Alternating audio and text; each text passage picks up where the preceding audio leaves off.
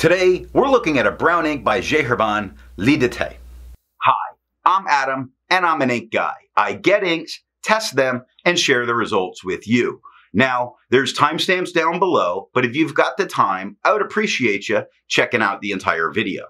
If you'd like, you can follow me over on Instagram as an ink guy. Also, if you're new here, I do fountain pen ink reviews daily, so I would invite you to subscribe.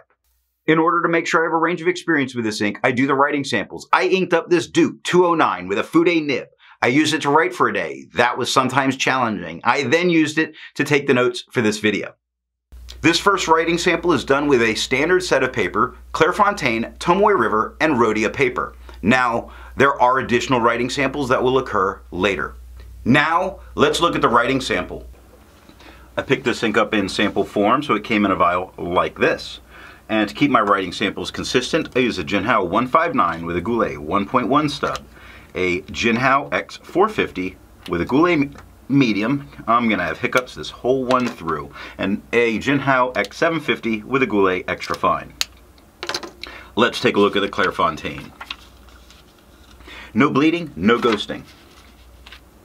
I seem to have forgotten to write it with the medium for no reason whatsoever. The 1.1 has no feather spread, halo sheen, a very nice shading. Extra fine is a little bit lighter than the stub with no feather spread, halo sheen, still very nice shading, 3 seconds to dry. The scrubby for both the extra fine and the medium show color variation. The medium's like transparent, look at that. But the extra fine does show some very nice color variation, some nice shading. Tomoe River, geez, these hiccups are going to drive me crazy. No bleeding, minor Tomoe River ghosting. The 1.1 has no feather spread, halo sheen, some nice shading. The extra fine is about the same tone as the stub with no feather spread, halo sheen, nice shading, 9 seconds to dry. Medium is about the same tone as the extra fine and the stub with no feather spread, halo sheen, some nice shading, not nearly as much as the extra fine, 15 seconds to dry. The scrubby for both do show good color variation, although the medium is nowhere near as much as what we see in the scrubby. Rhodia, no bleeding, no ghosting. The 1.1 has no feather spread, halo sheen, it does have some decent shading. Extra fine is lighter than the stub with no feather spread, halo sheen, very nice shading, nice speckling of it through or peppering, 6 seconds to dry. Medium is the same tone as the extra fine with no feather spread, halo sheen, less shading than we got with the extra fine, 12 seconds to dry.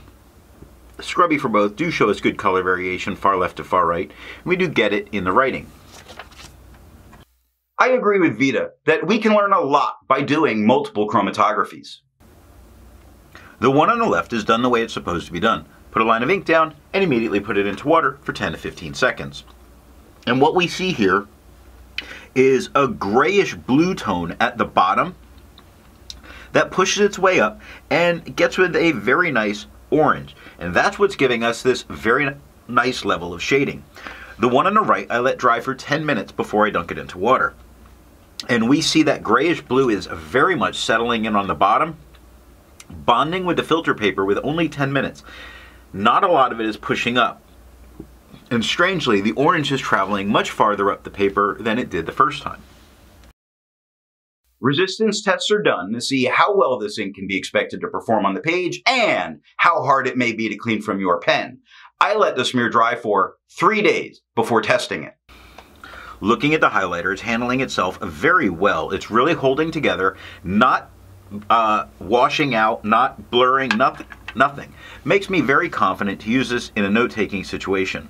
Now, water is removing the orange aspect, which shows where the brown comes from. But it is not removing that bluish gray that we saw at the bottom of the chromatography. Water's all that it took to get this out of my pen. Pen flush is starting to break down that bluish gray that we started to see, but not a ton. It's just a matter that it is bonding with the paper better than it does the plastic of the pen. 1/3 bleach solution, it's completely removing it from the paper, but you don't need that to get it out of your pen.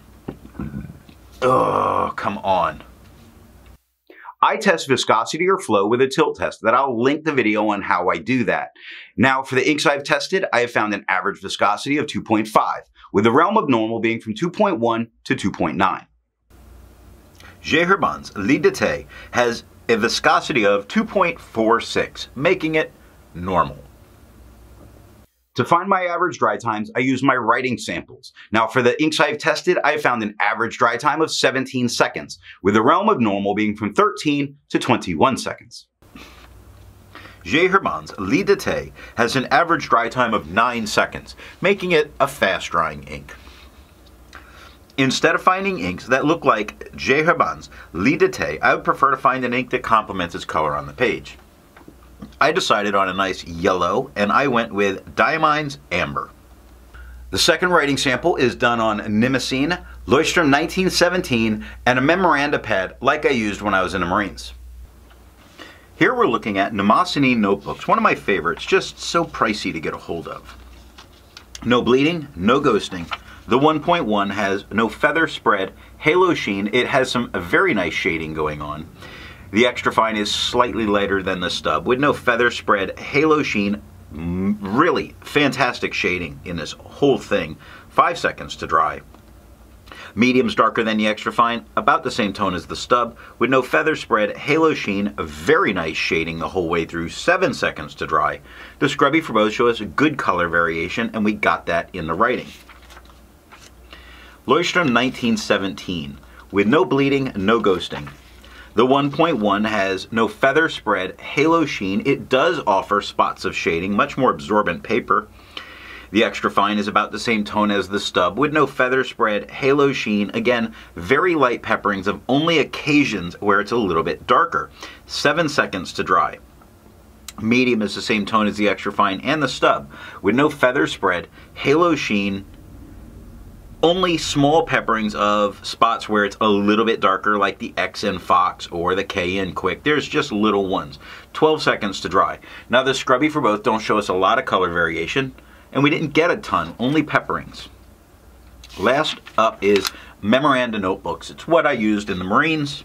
Very inexpensive to produce paper, performing very well. No bleeding, no ghosting. The medium at the top has no feather spread, halo sheen. It does offer some very nice shading. Extra fine is slightly lighter than the stub with no feather spread, halo sheen. Still very nice shading. 2 seconds to dry. The scrubby doesn't really show much color variation left to right, although the writing sample, we do get it. And that is all that I have for writing samples. So what do I think of J. Herbin's Lie d'Eté? This is a great brown that shades very well. It shows how very often people blame J. Herbin for being undersaturated as an ink, but that's not really it. They tend to have more gentle colors. And this is a great ink right here. It deserves all the praise that it gets throughout the fountain pen community. So what nib and pen are going to give the best writing experience with this ink? I found that a medium flow, fine, or medium nib really put down a great tone with some color variation. If you use too wet a pen, you can drown out some of that shading and the ink just doesn't look as good. If you've made it this far, and according to my analytics, 50% of you aren't, and you enjoyed it, give me a thumbs up. If you are not subscribed, I would invite you to subscribe, and thanks for watching.